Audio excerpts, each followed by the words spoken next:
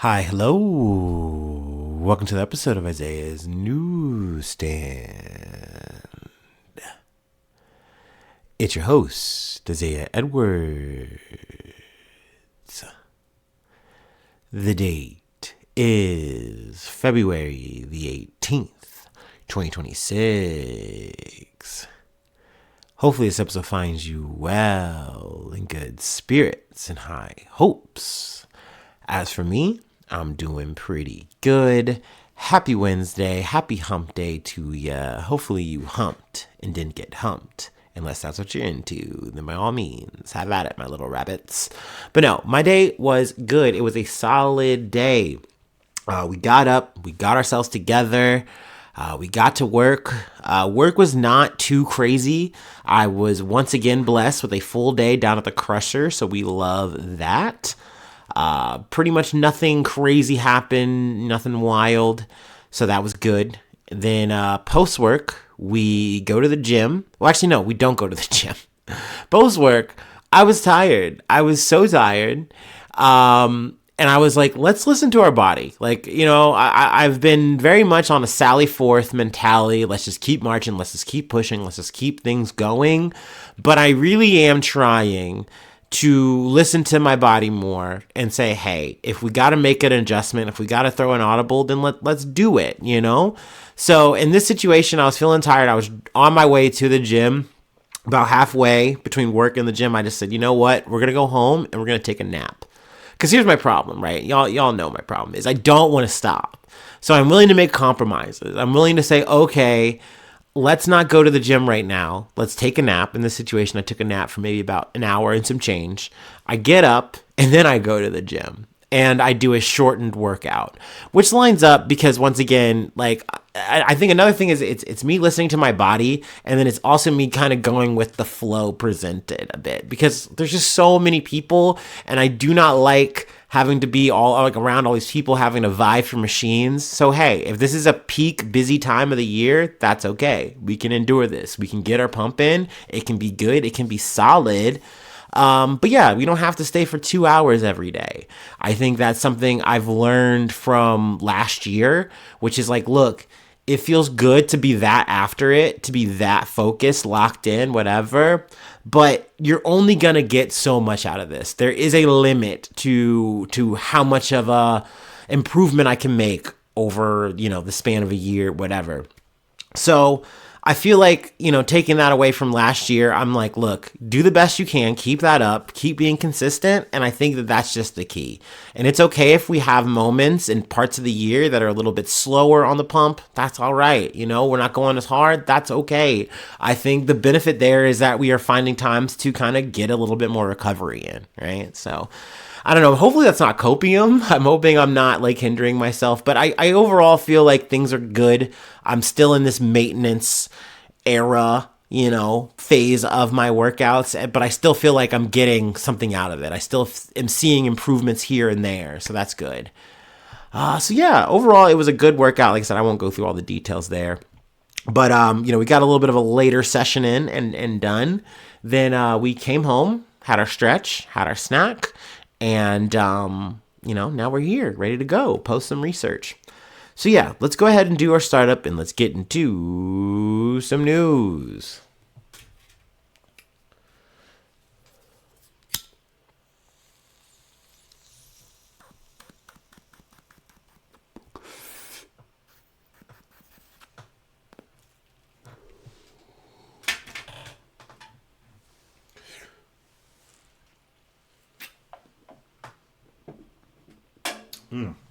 Ooh. Okay. We're back on our Milwaukee's best. All right. This story is from ABC News. Also, it's a very, I usually don't do the trigger warning, just so you know, but this is definitely a very heavy, obviously sad, sexual, content trigger warning thing. I don't know. It's just a heavy subject that we're really just starting off with. So I figured let's just rip the Band-Aid off and get into this. Man in northern Sweden suspected of selling sex with his wife to at least 120 men. A man in northern Sweden is suspected of exploiting his wife and selling sex with her to at least 120 men, the prosecutor in charge of the case told the Associated Press on Monday.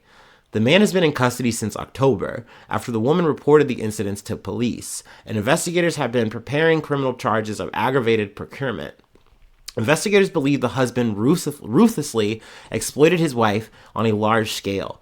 Prosecutor Ida Anderstedt said. Prosecutors spoke publicly on Monday for the first time about the total number of men believed to be involved. They have not identified the couple. The man, who is in his 60s, has denied any wrongdoing. Anderstedt declined to discuss coercion in the case or comment on whether the wife was drugged during sex. Swedish law criminalizes buying sex and procuring it, but does not criminalize the selling of sex by sex workers, who are considered exploited victims. If the husband is convicted of aggravated procuring, he could face prison of 2 to 10 years. Two men believed to have purchased sex with the woman have been charged, and more suspects likely will be charged, the prosecutor said. They face up to a year in prison if convicted. The purchase of sexual services without physical contact via the internet is also criminalized in Sweden. Anderstedt said the indictment against the husband will be brought on March 13th, with the trial expected to start soon after. So obviously this is a very grim story. It reminds me of the Danielle Pellico situation I think we covered last year. It might have been maybe the year before that. Me culpa if I'm wrong there. But I know that she's recently come out, I think, with a memoir. She's been kind of talking and, going over it. I think plus there might even be more legal stuff that might be coming from that. But obviously in that situation in France was very devastating, very upsetting, very disturbing. This is also, And I know you're hearing, the potential sentencing on all the people involved here, and that is also maybe, a bit deflating. I would agree, but I also feel like if you maximize the punishment here, okay, cool. Everyone gets that kind of moral satisfaction in the moment. Like, we buried these people alive, awesome, cool. But it's not stopping this kind of issue. There just has to be more done. I definitely believe that. Now, am I coming here saying I got a solution? I know what to do to stop this shit. How do we stop these men? I don't know. I don't fucking know, dude. But either way, no matter what, it's just, this is another unfortunate situation. It sucks to keep seeing it happen, because I remember kind of just going back to the Danielle Pellico situation was part of the reason. She says, she's like, the reason I'm enduring this, the reason I'm going through all this, the trial, everything, is that I don't want to see someone else have to go through this. It's terrible what I have had to endure. I'm a survivor. I'm not going to let these people take away my humanity or anything like that. I'm going to stand up. I'm going to stand up for myself and like others. I'm obviously very, very much paraphrasing her, but like, I get that. I understand that. And it's just unfortunate, though, to see then it's like, it's just still something that keeps happening in such a devastating, prolific way, I guess. I don't know, for lack of maybe better words. But yeah, we're starting with that story. I felt like, yes, am I the right one to speak about this shit? Hell fucking no. No, I'm not. But I heard this story and I'm like, damn, I want to talk about it and at least, I guess, spread awareness. It's the least I can fucking do. I don't know, man. I don't fucking know. But yeah. Let's move on though to the Associated Press. More third country. I don't know why I'm brain fogging here. More third country nationals have been deported by the U.S. to Cameroon. Lawyers tell AP, Associated Press. Sorry, I butchered that headline. Oh well. A new group of third country nationals was deported by the United States to Cameroon on Monday, lawyers told the Associated Press, days after it came to light that the Trump administration sent 9 people to the Central African nation last month as part of its secretive program to remove immigrants to countries they have no ties with. Lawyer Alma David of the U.S.-based Novo Legal Group said that a group of migrants who were not Cameroonian citizens arrived on a deportation flight that landed in the capital of Yaoundé on Monday. David and Cameroon-based lawyer Joseph Awafru said they believe there were 8 third country nationals on the plane, but had not spoken to them yet. 2 lawyers said they are giving legal advice to some of the 9 migrants, 5 women and 4 men, from other African countries who were deported from the U.S. to Cameroon last month. The Let's see. Actually, I want to skip ahead a bit here to this highlighted portion. Also, I'm not sure. I might be getting this a bit mistaken, but when I was listening to this BBC, I'm pretty sure the lawyers have had to face obstacles of even being potentially detained themselves. I might be wrong there, but just a lot of hurdles here, and already a situation that feels very legally dubious, highly illegal. I'm being nice saying the first part, like legally dubious. What the fuck? Like, they are essentially exploiting what they believe to be a loophole, not necessarily a certified one. 8 of those 9 previously deported migrants had protection orders granted by a U.S. immigration judge that prevented them from being deported to their home countries for fear of persecution or torture, David said. Some of them because of their sexual orientation, others because of political activity. Deporting them to a third country like Cameroon, from where they could ultimately be sent home, was effectively a legal loophole, David said. So essentially, they are in a sort of holding. I feel like I don't want to use the C word. Don't want to throw that around if you know what I'm talking about here. But essentially a holding situation where they cannot leave a building. They are stuck there. They cannot leave. The only way that I've heard that they are allowed to get out is by signing a paper saying, actually, you can deport me to my home country. And then you can go. Then you can leave.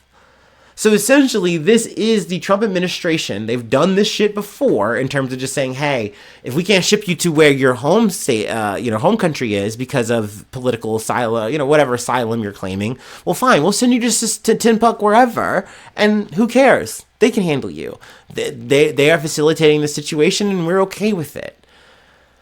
It's so frustrating. It's like they took the UK Tory plan to like put people on a plane to Rwanda, and there's like, yeah, we'll just do that shit crazy style. And yeah, I mean, it seems like they do it in like dead of night situations, very small batches of people, so that this doesn't make the same kind of headlines, but eventually it bubbles up. But they're hoping that by that point, hey, look, you're already out of the country, what can you do?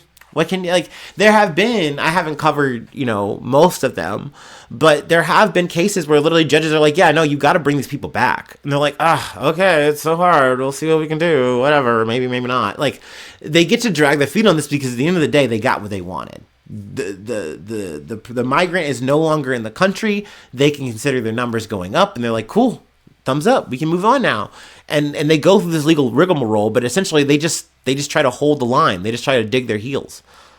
Meanwhile, you've completely just thrown exiled this person out of a fucking country and thrown them into a completely other one. They don't speak the language. They don't know the people. You know what I'm saying? Like, it's a crazy situation to do and call yourself a moral fucking country.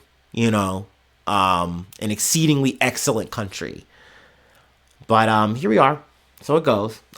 So yeah, once I heard this shit, I'm like, damn it, we're just still at it with this bullshit. We're not going to stop with this bullshit. Just to once again, tick the number up and up and up and up and up so that he can get on a podium and say he's doing a good job making America great, making America safe. Do you feel safer? Like, with an ICE agent fucking putting a gun in your face? Like, do you feel safer? When you don't even know if you're going to be able to pay your goddamn bills, do you feel safe? Do you feel secure here? Now.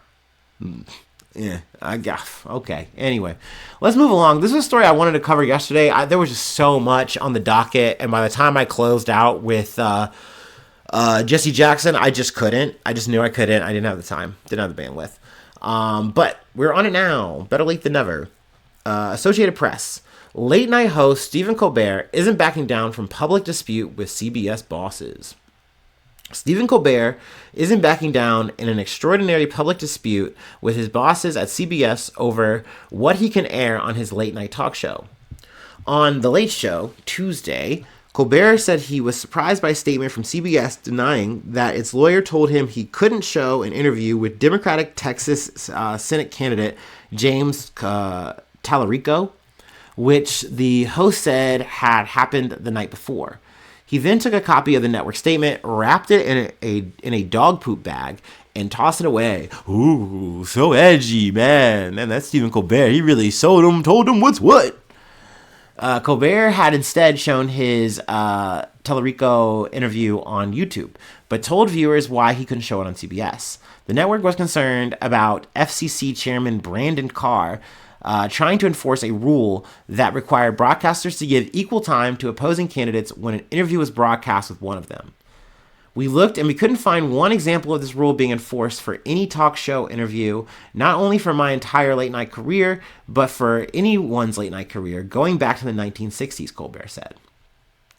Although Carr said in January he was thinking about getting rid of the exemption for late night talk shows, he hadn't done it yet. But CBS generously did it for him, Colbert said. Now, this isn't surprising. We've talked before about essentially Colbert being dead money in terms of like the show is like not making enough money, quote unquote, and we're cutting it, for economic reasons, not because we think you're now a brand risk for Trump and we are definitely like giving him so much money, trying to curry so much favor with him, and we don't want you to fuck it up. And I think this is that. I think that this is a situation where you have CBS fully compliant and essentially seeing this shit, calling it out and saying, oh, well, we don't want to make Daddy Trump mad at us. We already do that with our normie articles and stuff anyway, trying to do at least a shade of journalism. So yeah, let's just not air it. And, it had to get on, YouTube. Now, obviously this sucks. Boo. Tomatoes, this fucking administration. It's a crazy, weird version of censorship that I think only pisses people off. Like, people are not really watching this shit anyway. Like, not that many. It's like your dad, your grandpa are watching these kind of shows, man. Like, getting riled up about it is just really fucking cringe. But once again, Donald Trump is a boomer who watches too much TV. That's not, whatever. But to the person, James Tallarico, you'd think I would be happy to see a guy like this, and he want to hear what he has to say. I don't, though. This is essentially, to my knowledge, understanding, a Christian Democrat, very center of the road, but he's in Texas, right? So it's like, okay, that almost feels progressive in that setting when you kind of mad lib it like that. He's potentially going up against Jasmine Crockett for Senate. She's moving from the House to the Senate. She's trying to make a fucking move. Now, you might think, well, that's the reason you're not liking Tallarico, right? Because you're maybe a Crockett fan, whatever. I'm not, though, either. Because I've really kind of come to the conclusion that there's not much to Jasmine Crockett outside of being like a Democratic version of a Marjorie Taylor Greene. And you don't have that counterplay anymore now that she's gone. And I think that we've talked about this before, someone like Crockett realizes that now is the time for me to get a promotion. It's time for me to vie for something better. Let me get out of the House and get to the fucking Senate. It's a move. I can respect a motherfucker being a girl boss, but I don't think she's doing this shit for the people. I think she's doing this shit to sell the fuck out for clout, for her own fucking personal benefit, to get the fucking bag at the end of the day. By all means, we live in the capitalist goddamn society. So, like, whatever. But this is a situation where I don't like either of these people in this shit show of a race for who's going to be the Democratic candidate. But let me say one thing that has come out against Tallarico that he's kind of had to defend against that I did was like, what the fuck? If true. But essentially, this is from the Texas Tribune. I am using a little AI overview to kind of get to my point here. But he was alleged on between a conversation he had with some TikTok influencer or whatever. But he called former Dallas Congressman and U.S. Senate candidate Colin Allred a mediocre black man during a private conversation with a political influencer, according to allegations that surfaced in February of 2026. Tallarico denied the specific wording, calling it a mischaracterization and stating he criticized Allred's campaigning style, not his race. So are you saying you just called him mediocre? Right? And if that's the case, okay, that's fine. You can say he's boring. You can say he was a little bit bland. Like, oh, I like how Jasmine Crockett does it. I guess you can say that. But it's weird. But regardless, man, you can take this scandal, quote unquote scandal, outside of it. You just give me this guy in terms of just his stats, like what he's trying to do, what he's trying to pull off. And I'm like, this is useless. You're not going to be an effective person in Congress for what I want to see for America. You seem like a person who's just going to get the job and not move the ball anywhere. So I don't care. But once again, I feel the same way about Tallarico. I feel the same way about fucking Crockett. I need to make that very clear. That being said, in a race, who I want to win, I want Crockett. Happy Black History Month. What can I say? Get the bag, girl. We love a girl boss. Hey. But no, boo both of them. Anyway, we got one more thing that I wanted to cover. We got to head on down to the Potomac. I just ruined that. Head on down to the Potomac. There we go. There we go. Better. We'll work on it. We'll workshop it. Anyway, let's take our last break, and then we gotta check on something that stinks on that river. Anyway, yeah. So a bit of cold update while we're in our interlude phase, kind of. I'm feeling a bit better. Still having moments, a little scratchy throat, still got a little snotty action, a little snotty too hotty, but overall very functional. That was also another reason, too, why I wanted to take the nap, because I'm like, look, you have an opportunity to be tired and go to sleep, you should take it. You are still sick. And so, there you go. A little bit of more inside thoughts there. Buddy. So I'm a double dip on this water.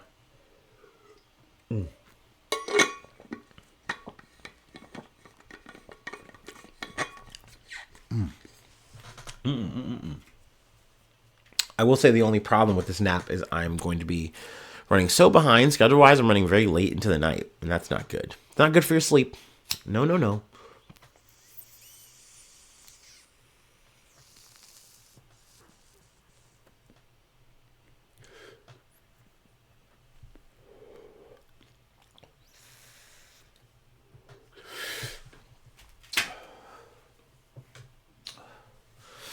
Man, I always wish I had more time, or if I could just freeze it for a bit, when I really needed to. Just give myself an extra couple hours. I'd really catch up on so much.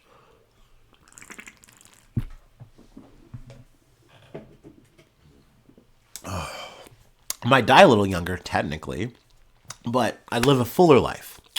And wouldn't that be nice? Anyway, from the USA Today. We visited the Potomac River. I'm sorry. We visited the Potomac sewer spill. Here's what we found.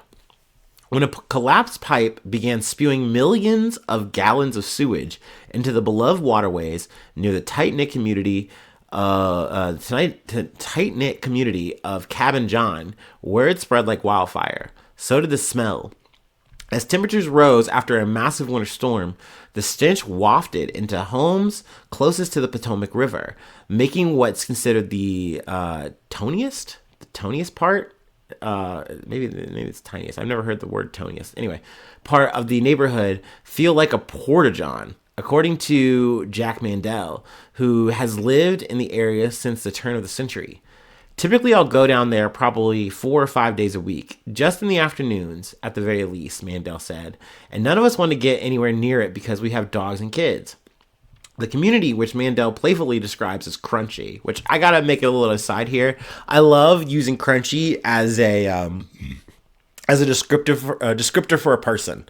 You'll read this. It's home to many miles of walking, biking trails, canoe, and kayak enthusiasts, and over half a dozen community and environmental groups. So yeah, granola eaters. I don't know. I just love that aesthetic descriptor. Also, you can use it for other things too. But anyway. Let's see here. The Potomac Interceptor sewer system has been a concern there for decades, and the sewer spill, one of the biggest in U.S. history, has sparked fears among residents about the lasting impacts on the river. DC Water, the utility authority that operates the Potomac Interceptor, says no new sewer overflow has gone into the river since January 29th. But local researchers have detected high levels of fecal-related bacteria and disease-causing pathogens in the river, including E. coli and bacteria that causes staph infections. And I'm sorry, I'm more inclined to listen to the local researchers on the ground who are actually testing this than people in the upper echelons of government who are just doing the most surface-level base tests that they can do to try to get away with this shit. It's just tale as old as time. I'm not even just blaming America for this. We talked about it during the Olympics for France. It's like, brother, this shit is fetid. This water is fucked. And you want to have people run through that shit? You want to have people swimming and fucking rowing through that? Yuck, dude. So yeah, to me, this is no different. I know we're actually going to get off of the article now, but I know this has sparked a row with Trump and I believe the governor of Maryland, if I'm not mistaken. Moore is his last name. But essentially saying Moore's got to do something because it's the 250th anniversary of America. We got DC shit going on here and this river stinks. It's a problem. Fix it. Which I think is crazy because, Donald Trump ran on, clean waters and streams and shit. Meanwhile, he's like, fuck these EPA regulations. and also fix this fucking river, bro. It's stinky, yucky. Oh, man, it's hard to please that guy. But yeah, that's really all I had. I mean, we'll now that we're locked in, we're plugged in, we got a toe hold here, we're dipping a toe in, so to speak. We'll come back to this. We'll rewade this conversation, I'm sure. Hopefully they get a handle on it, because I know I would hate living next to a stinky river. Any kind of gross water, you gotta wake up, you gotta come home to that. It sucks, man. That's nauseating. So, obviously, condolences, flowers, good smelling flowers to the people, because, that's a poopy situation. Anyway, that's it. That's all I have for today. If you'd like to help out, support the effort, I do have a Patreon, patreon.com/Isaiah News. Become a newsie today. Free ways to hit me up, isaiahnews1@gmail.com. Feel free to follow me or the podcast on any other socials. Subscribe to the YouTube, follow on TikTok, follow on Spotify, follow on Apple Podcasts, wherever you like to listen. Leave a like, leave a cool comment. Sharing is caring. It's always appreciated, always helpful to do that, as well as the 5 stars on Spotify and or Apple Podcasts. But, don't stress. Don't fret. If you don't do any of those things, that's A-okay. I appreciate you listening. I appreciate you just hanging out with me for the day or the night, whenever you're listening. And, hopefully we can do it again soon. Yeah. But yeah, thanks so much for tuning in. Thanks so much for being a friend. And hopefully I see you soon for some more good news. I love ya. Bye-bye. Mwah.